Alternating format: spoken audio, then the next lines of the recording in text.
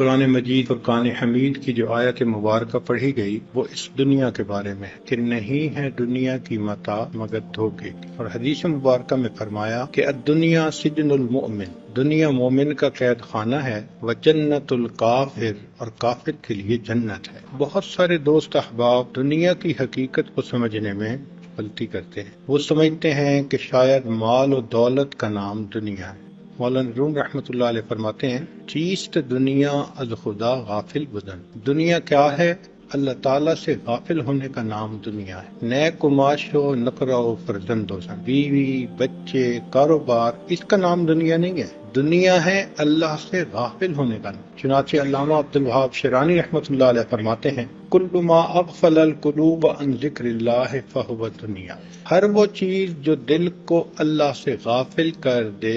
وہ دنیا ہے، کوئی بھی چیز ہو۔ اور بعض بزرگوں نے کہا کل ما اوقف القلوب عن طلبہ فہو دنیا، کہ ہر وہ چیز جس کی وجہ سے دل اللہ کی طلب سے رک جائے اس کا نام دنیا۔ اور بعض بزرگوں نے کہا کل ما شغلک عن اللہ فہو دنیا، جو چیز تجھے اللہ سے غافل کر دے وہ دنیا ہے۔ تو دنیا اس کو کہتے ہیں جو چیز انسان کو اللہ رب العزت سے دور کرے اور غافل کرے۔ قرآن مجید میں اللہ رب العزت نے دنیا کے بارے میں جگہ جگہ پر بیان فرمایا ہے، فرمایا فلا تغرنکم الحیات الدنیا ولا یغرنکم باللہ الغرور، کہیں فرمایا اعلموا انما الحیات الدنیا لعب ولہو وزینۃ وتفاخر بینکم وتکاثر فی الاموال والاولاد، کہیں فرمایا انما ھذی الحیات الدنیا متاع وان الآخرۃ ہی دار القرار، ایک جگہ فرمایا قل متاع الدنیا قلیل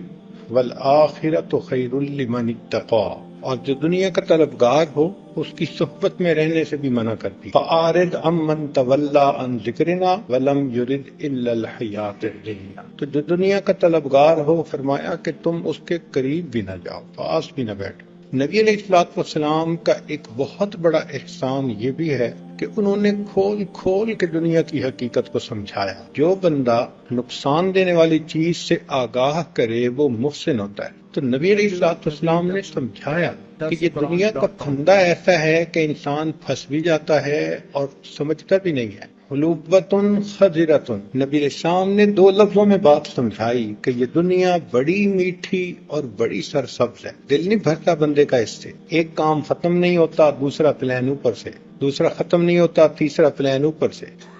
اور تیسرا ختم نہیں ہوتا چوتھا پلان، ساری زندگی اسی میں گزر جاتی۔ اگر آپ غور کریں تو ہر بندہ اپنی جنت سجانے میں لگا ہوا ہے، میرا گھر ایسا ہو، میری گاڑی ایسی ہو، میری بیوی ایسی ہو، میرے بچے ایسے ہوں، میرے کاروبار ایسے ہوں۔ اگر غور کریں تو اس کی تمام امیدوں کی انتہا یہ دنیا نہ، کبھی اس نے بیٹھ کے یہ بھی سوچا کہ جنت میں میرا گھر ایسے ہو، قبر میں ایسے رہوں، پل صراط سے اتنی تیز چلا جاؤں، جنت میں نبی علیہ السلام کے قدموں میں جگہ نصیب ہو۔ جتنا سنجیدگی کے ساتھ وہ دنیا کی پلاننگ بیٹھ کر کرتا ہے آخرت کے بارے میں نہیں سوچتا۔ اس کا مطلب تو یہ کہ دنیا کو ہم فوقیت دیتے ہیں آخرت کے اوپر۔ نبی علیہ السلام نے ارشاد فرمایا ان اللہ تعالی لما خلق الدنیا نظر الیہا ثم اعرض عنہا، جب اللہ تعالیٰ نے دنیا کو پیدا کیا تو ایک نظر ڈالی پھر نظر ہٹا لی، ثم قال، پھر فرمایا وعزتی، مجھے اپنی عزت کی قسم، لا انزلتک الا فی شرار خلقی، مجھے اپنی عزت کی قسم میں نہیں بھیجوں گا مگر تجھے ان میں جو سب سے شریر انسان ہوں گے۔ یہ نبی علیہ السلام کا فرمان کہ میں تمہیں نہیں بھیجوں گا مگر ان میں جو سب سے شریر انسان ہوں گے۔ اور دوسری حدیث پاک میں ہے ان اللہ تعالی لم یخلق خلقا هو ابغض الیہ من الدنیا وما نظر الیہا منذ خلقها بغضا لها، اللہ تعالیٰ نے جب سے دنیا کو پیدا کیا آنکھ اٹھا کے نہیں دیکھا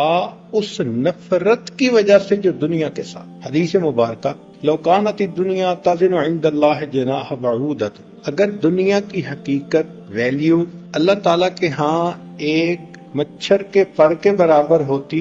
ما سقل کافر منہا جرعۃ ماء، تو اللہ تعالیٰ کسی بھی کافر کو ایک گھونٹ بھی پانی نہ پلاتے۔ تو یہ جو کافروں کو اتنا کچھ دے رکھا ہے، اس کا مطلب یہ کہ اللہ کے ہاں اس کی کوئی ویلیو ہے ہی نہیں۔ ایک اور حدیث مبارکہ، لو کانت الدنیا من ذہب والآخرۃ من خزف لاختار العاقل ما یبقی علی یبق، کہ اگر دنیا سونے کی بنی ہوئی ہوتی اور آخرت ٹھیکریوں کی بنی ہوئی ہوتی تو بھی عقل مند انسان کو چاہیے تھا کہ فنا ہونے والی چیز کی بجائے